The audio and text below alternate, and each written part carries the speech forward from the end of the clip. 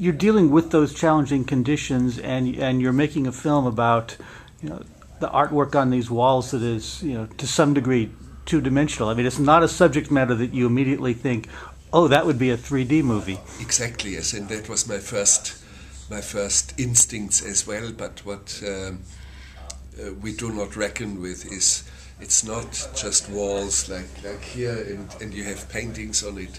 The cave has absolutely dramatic formations, bulges, niches, and the drama of these formations was used by the artists. A huge bulge all of a sudden is the hump of a bison that's crouching, and from a niche a horse is walking out and looks at you, and so it is absolutely stunning how deep the drama of the third dimension is, and how it was utilized by the painters. Mm-hmm. So when did you make the decision that you wanted to do it in 3D? Well, before I ever got into the cave, I knew about the three-dimensionality of all this. I have always been a skeptic, and I remain a skeptic of 3D films. For obvious reasons, we are not very comfortable to see 3D all the time. We have one dominant eye, which I would see you in basically in 2D, because my other eye only peripherally notices that you are sitting in space. We don't need to see that all the time, and it tires us. So, and it doesn't leave much room for fantasies, and so a film like, I keep saying, romantic comedy will never be in 3D. It would be wrong. It would be counterproductive. Mm-hmm. Right. You say leaving room for fantasies, and people tend to think of documentaries as being about the facts, but I would suggest that your documentaries certainly leaving room for fantasies is a major part of it. I have to mention we have Fred Astaire dancing with his own shadow in the film, and we have albino crocodiles, radioactive albino crocodiles in the film. So it's completely, sometimes you have to unplug everything and let the fantasies run completely wild. Yeah, That's what I love about filmmaking. I do have to ask about the radioactive albino crocodiles, because I mean it's such a delightful surprise to come at the end of the movie. But where did that come from? Well, I learned that there was a huge crocodile farm in the vicinity, because on the Rhone River, and the Ardèche River is only a tributary, on the Rhone River there's one of the largest French nuclear plants, and with a surplus of warm water, they are warming gigantic greenhouses with jungle in there, and they have hundreds of crocodiles, and they had two albino crocodiles, extremely rare, and I pretend as if they were mutants warmed by radioactivity. In fact, we do not know exactly why they are albinos.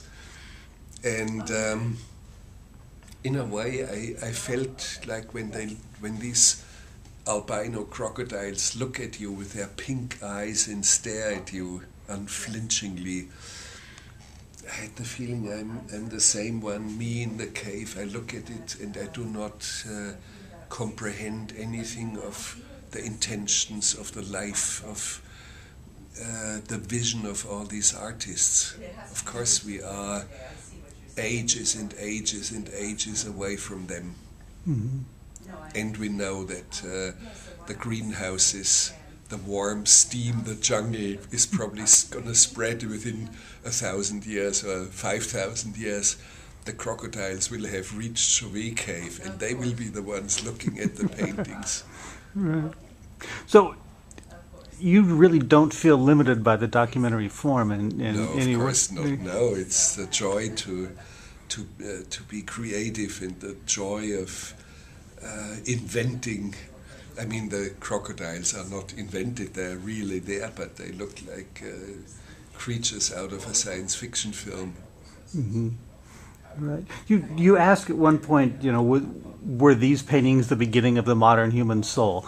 I mean, yes, we can say so. Yes, it's. I think the answer is obvious. We have no other proof that all of a sudden something burst onto the scene, completely accomplished, and Neanderthal men who roamed the landscape still at the same time, 32,000 years, they died out something like 28,000 years, 26,000 years. The last living Neanderthals disappeared in southern Spain around that time. So, and they didn't have any figurative, symbolic representation of anything.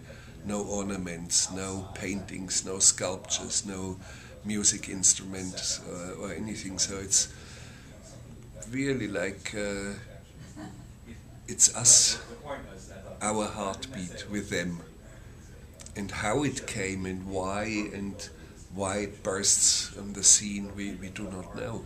Mm-hmm. And it is a time when most of Europe was covered by glaciers.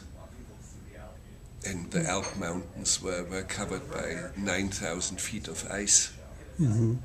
And you could walk from Paris to London because the sea level was 300 feet lower, because the ice had bound so much fluid, so much humidity, that the sea level was 300 feet lower, and you could walk from France to England on the dry seabed of the English Channel. Yeah. And it's that far away that we are from these people. Right. You mentioned last night all of these other projects that you're working on right now. I mean, how many other films do you have in? I have to mention one thing. I finished a film just a few days prior to this one, Happy People, A Year in the Taiga, the Russian taiga, like the tundra, which is not my film, but I made an international version of a Russian film, 4 hours long, and I made a 1.5 hours version with new commentary that I narrate, new music and many other things. So, and that was shown only 10 days ago for the first time. But while I was doing all this, I started shooting a film on death row, with inmates on death row, and then there's about 5-6 feature film projects.